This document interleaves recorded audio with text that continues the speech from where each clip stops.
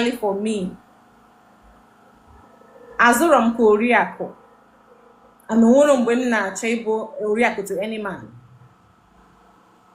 And ego mama kesi bata na ha to moto. Mana ego mama kesi bata na like here.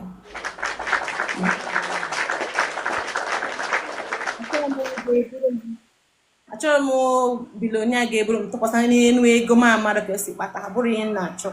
As far as na onye ahụ dị hard working with the little you have, onye dị purpose driven with the little you have, you can take care of me and ụmụaka m mụtara gị.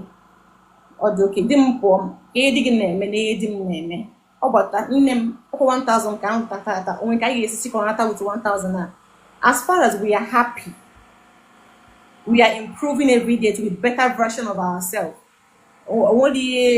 There's no mountain that we cannot climb together. Okay.